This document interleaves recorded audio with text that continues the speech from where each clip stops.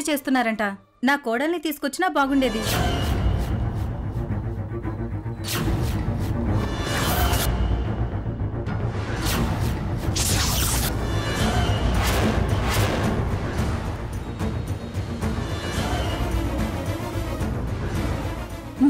నిజంగానే పక్క గుళ్ళో సంతాన వేణుగోపాల స్వామి పూజ చేస్తున్నారా?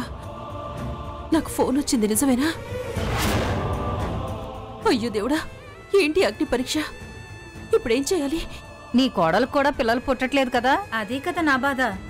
ఈ ఏడాది చూస్తా, పిల్లలు పుట్టకపోతే ఇంకో పెళ్లి చేస్తా మా అబ్బాయికి. ఏమా, నీకసలు బుద్ధుందా?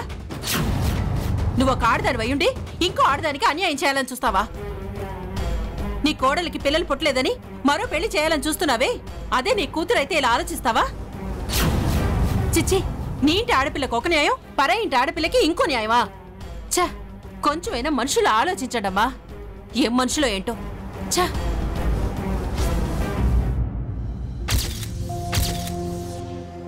ఏరా ఎంత కలిసిందేంటి?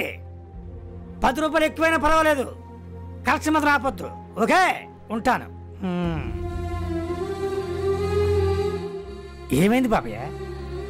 మళ్ళీ ఎందుకు అంత ధైర్యంగా ఆలోచిస్తున్నారు?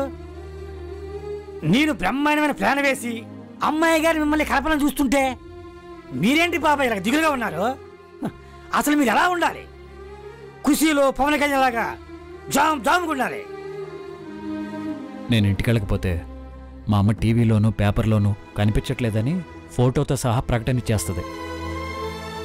అప్పుడు వైదేహి వాళ్ళకి నేను విరించిని కాదు విష్ణు అని తెలిసిపోతుంది. ఏం చేద్దాం?